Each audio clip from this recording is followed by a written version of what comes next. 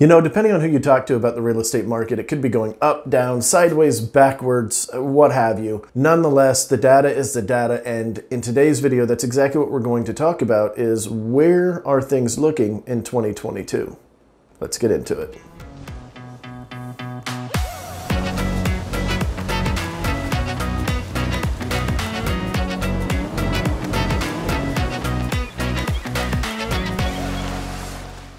What is going on? This is Andrew with the Emerald Group at eXp Realty right here in the beautiful panhandle of Florida known as the Emerald Coast. Listen, before we swap over to the computer and actually look at all the data, I do want to remind you that if you want to know everything there is to know about the Emerald Coast, go ahead and hit that subscribe button and then make sure you tap that little bell. That way you'll be notified every single time we do a new video and you won't miss out. And if you are thinking about moving to this area, go ahead and give us a call, text, or an email. All of our information is on the screen. And don't forget, we do have buyer and seller guides down below. This one is a winter guide. It's actually pretty good. Go ahead and check it out. And, well, let's get into it. Welcome back. We are sitting in front of the computer now, as you can see, and wanted to make sure that you guys had all these visuals in front of you as we discuss what it looks like going into the winter market. Well, I guess we're already in the winter market, but you kind of get the point.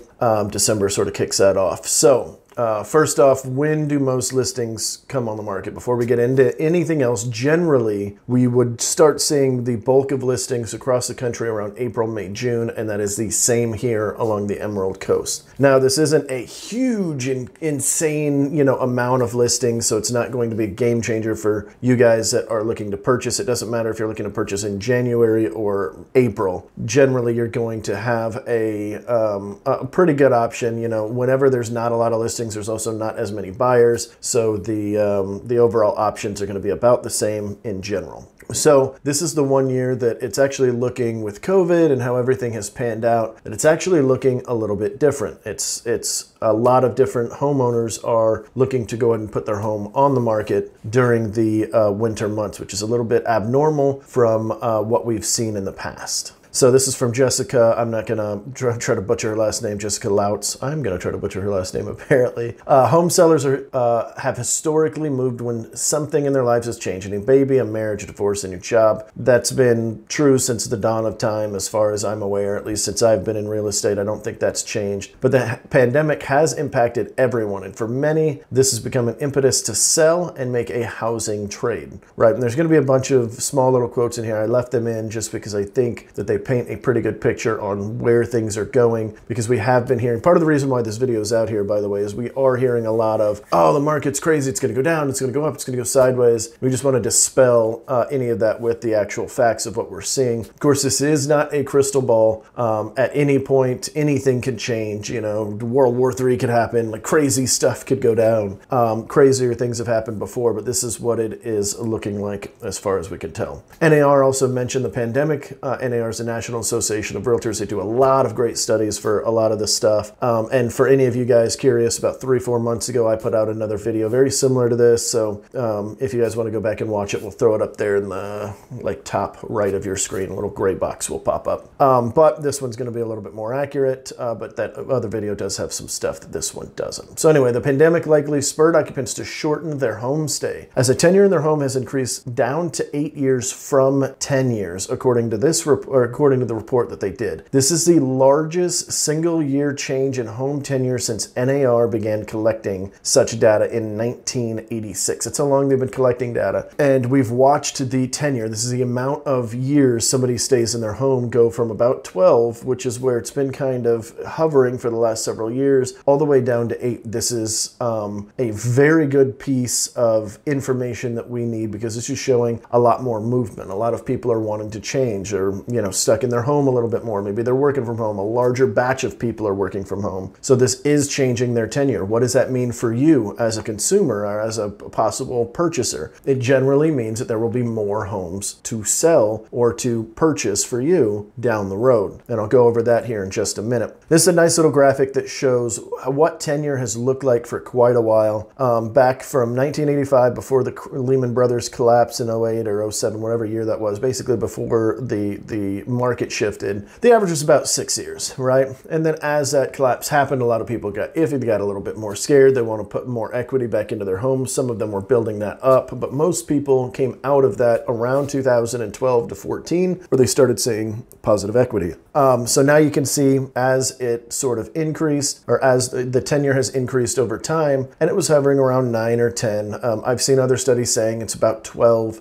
So it's kind of somewhere in that range. It depends on which studies you're looking at. But this was the most recent study that I was able to find, and NAR is a pretty credible source. So I'm likely to go with them for their data. So what we're seeing here is pent-up seller demand. People have been in their homes longer than they have at any other time in history, right? So not everybody that owns a home now owned one in 1985 to 2008, but a good chunk of people do or did. So now they're staying in it longer. They're ready to move. People like change. They want to get into a new house. They want to get a bigger house, maybe a little smaller house. But the entire point of this is the average tenure has been about 9.2 and it's now down to 8, which is incredibly important for what's coming up next. So the pandemic, this is from a bunch of people with hard names to say, but George, the manager of economic research for Realtor.com, any of you guys use that website, they also do a lot of studies. They have a lot of data that they can look at. And he said the pandemic has delayed plans for many Americans, and homeowners looking to move on to the next stage of life are no exception. Recent survey data suggests the majority of prospective sellers are actively preparing to enter the market this winter, which is on par with exactly what we're seeing here along the Emerald Coast. We are getting a wild increase in people looking to put their home on the market. Just this last week, we took about seven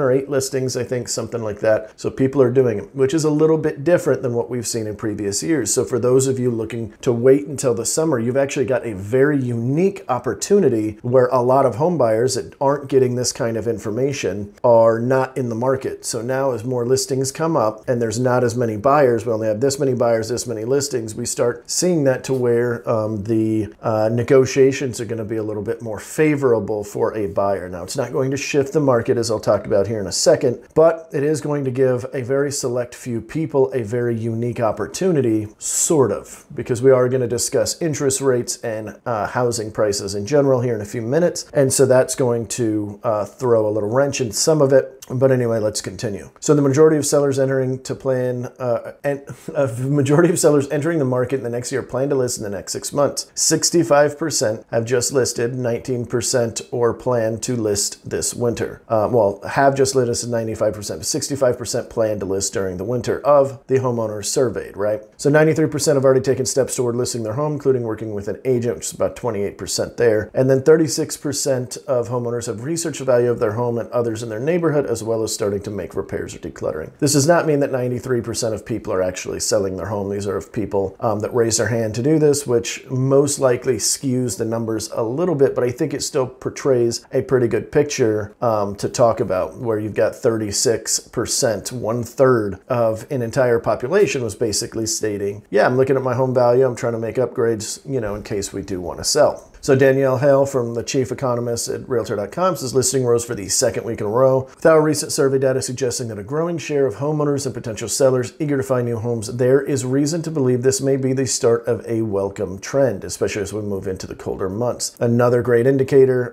another very intelligent person, I'm very sure, you know, chief economist, that's a big deal. So they're saying that, hey, potentially this is a trend that is going to keep moving forward. This is great for the home buyer. This means more inventory rotating, which means you've got more options, which hopefully will help you be able to purchase a home without going $30,000 above list price, which those days are kind of over, at least as far as I can see out here in our market. We did have, I would say, from 2021 February all the way to about 2021 November, the market was crazy pants out here. And people were offering $40,000, $50,000, $60,000 above list price, depending on where it was, even all the way down in the 200s, right? So we had multiple homes at around 200 to 215 that went all the way up to 245 just because of buyer demand. So this is stating that all of that looks like it's going to kind of move over a little bit and give buyers more opportunity. We'll talk about that a little bit more here in a second. But let's talk about interest rates. If you are watching the market at all, you've noticed that in the last 7 days in particular, it went bonkers. Now, these slides were made a little bit before the interest rates shot up, so I'm going to use some active data as well that I'm going to pull in for my other screen here. here because I want you to see the most accurate data. But for those of you waiting on the fence, bottom line up front in everything I'm about to talk regarding interest rates and prices, if you were waiting for the market to go down, you should probably reconsider that. As you will see, finish watching this video, you'll see exactly what I'm talking about. Interest rates are going up, prices are going up. That's the bottom line, but let's look at the actual numbers, right? So interest rate update. This is the mortgage rates from Freddie Mac 30-year fixed rate. This was taken in December, right? So you can kind of see from January 2020, so, 2 years ago just about, hovering around that 3.7, 3.65%, dropped all the way down to that amazing 2.7 that we saw for a little bit. Rose, I actually bought a house right in this section here, which kind of sucked, but I refinanced it when it dropped. And then now they're starting to be on the rise again. So this is 3.1. This was actually in December. Let's look at them actively now. If you guys remember in one of my last videos, my last market update video, I discussed the 10-year treasury bond and how this is going to mimic what the 30-year fixed rate does. So this is actually generally a big indicator what's happening before. As you can see, they started jumping up at around January, December 31st or so. It started climbing, and then what happened January 7th or 6th, I can't remember the exact date, the interest rates actually jumped up completely. Let me find my other sheet here. Okay, so this is from Mortgage News Daily. You can kind of see where it's at, hovering at 3.5% now for the 30-year fix. Now FHA is still staying low. FHA and VA typically mimic each other. I'm not sure why VA rates aren't in this calculator. And I Googled about 10 of these just to make sure everybody was talking on the same page. You can Google this at any point, and you can see live active data. So you've got the FHA VA rates hovering around 3.1. So if you're hearing from your lender that they're able to get you 2.5, what have you, generally you're buying down points, but I'm not going to go into all that. That's for another video. This is a very good indicator of what things have jumped up. Just last month in December, it was 3.1. I mean, we can kind of look at these little numbers here. It was 2.83 in, what is this? That was August. Let's go into more like December. December 15th started creeping up a little bit to about 3.2, now hovering at 3.5. So interest rates are going up. That means your buying power is going down. Every time this goes up, your buying power goes down pretty substantially. This goes up 1 entire point from 3% to 4%. You can expect to lose a good chunk of buying power. I forgot the exact number, and I probably should have looked it up before I started this, but there are a lot of numbers out there, there's a lot of data out there that shows, okay, cool, if it goes from 1 point to 1 point, your buying power drops by 50,000, 60,000, whatever that number is. If, of course, you're getting a loan, you're paying cash, none of this stuff matters, right? So very important to know. Let me pull that out of here. And it's not looking like that's going anywhere. With inflation, interest rates will typically rise. We've been printing a lot of money in this country. Something about 40 or 50% of every dollar that's ever been created in history was done in about the last 1.5 to 2 years. At least those are the numbers that I'm hearing. I haven't actually gone to the Treasury Department to look myself, but that's what's happening, and therefore interest rates are inevitably going to have to rise with that along with gas prices and groceries and things like that, as you're probably already seeing at the pump.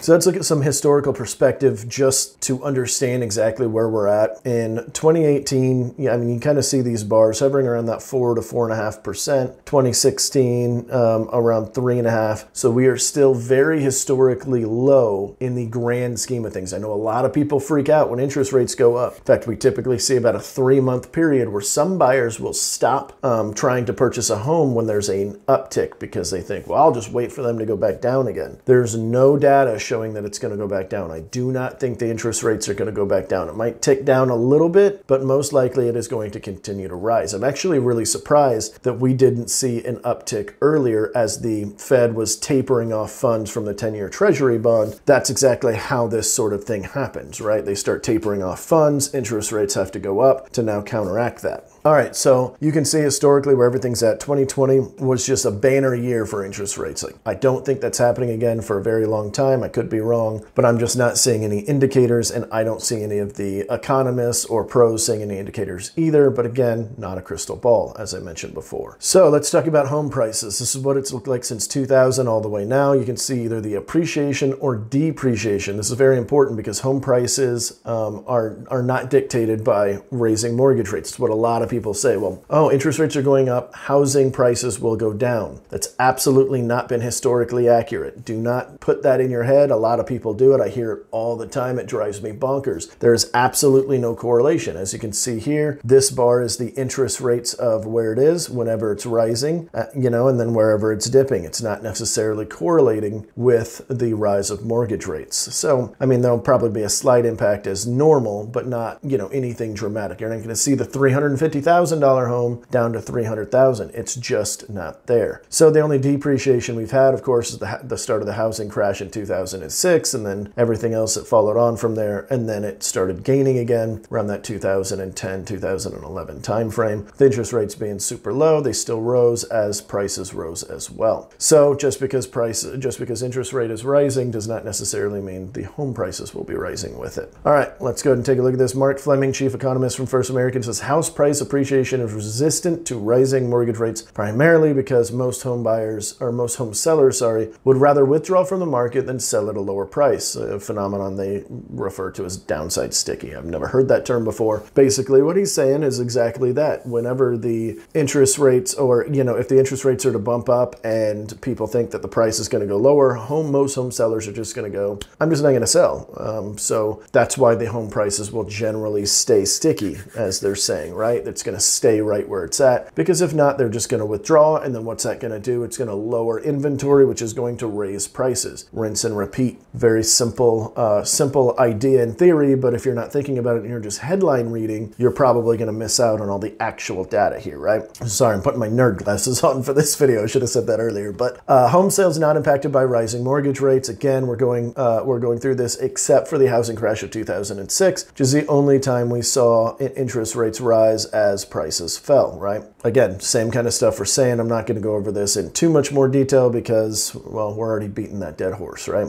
Mark Fleming again, this is the second quote from him. Context matters for purchase demand. The economy is improving and millennials continue to age into their prime home buying years in large numbers. So the context remains good for the housing market. As you saw in my last video, if you guys watched that, the average home buyer age is 34 years old in this country. The average home buyer age for a millennial is 34 in this country. So we've got the largest buying force in history coming into the home buying marketplace. So all of this listings coming in and out, people moving a little bit more is very, very, very, very, very good, because as you know, there's that many buyers flooding in, it's super helpful to us. We've got mortgage rate projections. These we're already kind of exceeding this, which does not surprise me. In the first quarter, like we just saw, we're sitting at about 3.5. So I was expecting this to happen actually in December. There have been talks since about November as the Fed started tapering off funds. So we've just been waiting for it. They've been artificially kept low for a very long time. I'm not sure why, I'm not sure how, but they should have started creeping up in December, which they did a little bit, but nothing like we saw in the last week. So these are the different projections from four different major people, Freddie Mac and Fannie Mae, the government, MBA and NAR, all state, you know, around that 3.3%. And then creeping all the way up to the end of the year, they're thinking 3.7. I personally think that's actually going to be a little bit higher, but I'm not the expert. You know, obviously these are economists and people that do this for a living. Their numbers are going to be way better than mine. But as you see, they're already a little bit behind. So home price forecast in 2022, right? So, you know, this is to answer everybody that's going, well, you know, interest rates are going to go up, prices have to go down. Well, absolutely no indicators of that whatsoever. These are 6 different companies, all stating that a minimum of 2.8% all the way up to 7.4%. But Fannie Mae and Freddie Mac are typically a little bit overzealous on their numbers. But you take the average at 5.1%, and that's the increase in price in 2022. So that $400,000 home is going to be worth $420,000 at the end of the year with higher interest rates. Probably take your mortgage from $2,200. I'm making this number up. Please do not use this number as realistic. But, you know, from $2,200 with the price increase and the interest rate increase, that same home 1 year from now or at the end of the year is probably going to be closer to $2,500. You can expect this across the board. So this is why it's very important not to wait, particularly for you home sellers. I know a lot of you guys that are watching this channel, they're coming from out of of state, you've got a home to sell, this is prime time. You could still sell, still get good prices. The 11.4% increase that we were seeing in 2021 dwindled down to 5%. So still increase, but at a more reasonable rate. So to get in before the interest rates get too high is almost imperative. It's very, very important. So if you are thinking about moving, the earlier will be better. It will save you a ton of money over 30 years. I don't know what $300 times 30 years is, but it's something like $90,000. I just did rough math in my head at $3,600 per year times 30. That's absolutely insane, right? So it's a lot of money that's being left on the table for anybody that thinks they can beat the market and wait. Eventually, you're going to step into the market anyway when you need to. You might as well do it earlier. That's just me. I get paid off of the purchase price, so it doesn't matter to us on the real estate side, but it does matter because I want you guys to get in as early as possible so that you evade some of this, not craziness, but evade some of this pricing, right? Still at 4%, if interest rates go to 4% or 4.5, that is still insanely low. So I don't want anybody to be misconstrued thinking, oh, well, it goes up that much, I just won't buy ever. Like, well, that's where it's going to be. I mean, 4.5% interest rate's insanely low, especially in the grand scheme of things. I don't think I have a slide on that here, but not even, 15 years ago, some of the interest rates were like, well, I don't know if it was 15, but you hear a lot of the older real estate agents always talk about, oh, back when I first started, the interest rate was 18%, 22%. Like 4.5 is nothing, guys. It's still very cheap to borrow money. So more sales forecasting increasing. This is just to give you a little bit more data here. This is the number of homes, right? So you remember earlier I said the tenure in homes, the amount of time people are spending in homes is shortening. That means there's going to be more home sales. So to put this in perspective, in 2020, 6.5 million homes were sold. In 2022, it is estimated up to about 7.5 million. So there will be more homes sold in 2022 than in the last 2 years, as you can see here, the different data points that we've got. So more homes being sold, more homes being listed, better for buyers, still awesome for sellers, right? All right. Months of inventory, buyer's market, seller's market, where are we at? Here in our market, we are in a heavy seller's market. The entire country is in a seller's market for the most part. There are a few select marketplaces that are not, but I'm not going to go into those. I'm talking about nationally for the most part, and then us. As you can see, this was right during, the neutral market, right as things were starting to turn. 2006, it had now shifted into a buyer's market. This was now what was known as the housing crisis. Now, as you can see, it bounced around quite a bit, but didn't come back until about 2000, maybe 12 to 14, somewhere in there. And then it's been kind of just dwindling right back down into a heavy seller's market. And how they dictate this, just so you understand, is they take it, you can see right here, more than 7 months, less than 6 months. That's how long on average what's called absorption rate, how quickly, if everything went away, if no more homes went on the market, how quickly would all of the homes get bought up? If it's more than 7 months, they consider it a buyer's market. That means there's not that many buyers out there. There's too many sellers. So supply and demand, right? And if it's less than 6 months, then it's a seller's market. As you can see here, it's around 3 months. It's actually a little bit lower in our area. And depending on which city in our area, it could be even lower than that, such as Niceville, I think, is one of the most seller's market that we've got out of all of our areas here in our area. Niceville and Destin are both probably about the same. In fact, I would be surprised if they even had 1 month of inventory. The last time I looked, they had about 0.7. It wouldn't even last a whole month. If no more houses went on the market, they'd all get eaten up in a matter of weeks.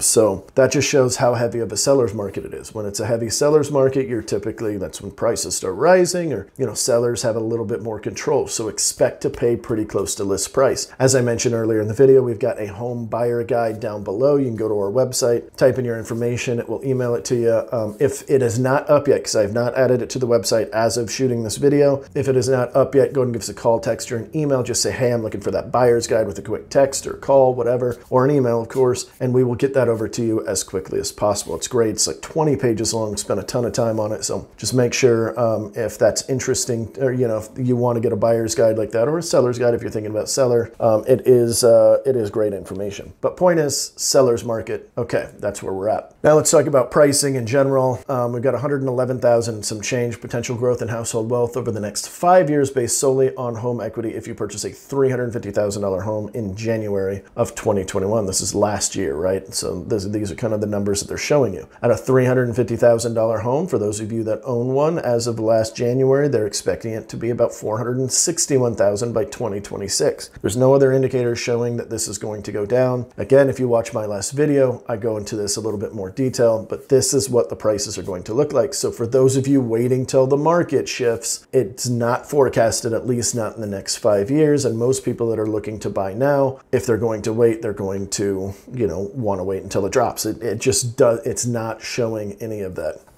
beating that dead horse. So we're just going to go ahead and move on from that. Just note that that these are going to continue climbing. This is about a 5% increase each year, and some of them are kind of iffy.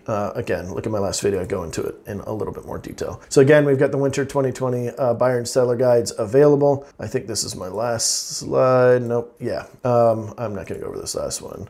So yeah, if you guys are curious about these buyer seller guides, just go ahead and ask us about it, or hit that link below, put in your information and it will email it to you. We're not going to really be spamming you outside of that. I'm going to make sure that I take all my automated emails off, except for maybe these YouTube videos. We might be sending some of these to you, and it might just be the market update videos like I'm doing right now. So for all of you that are, bottom line upfront oriented people, I know this is the end of the video, so it's not bottom line upfront, but prices are going up, interest rates are going up.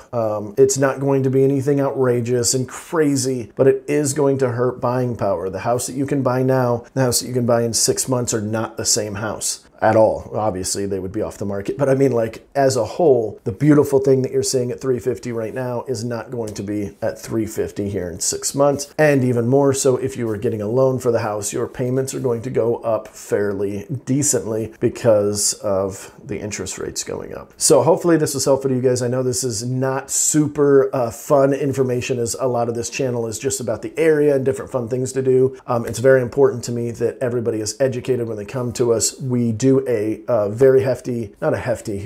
we do a buyer's consultation for anybody looking to move into the area. All you've got to do is contact us. All of my information should be, looking at the little face head right here.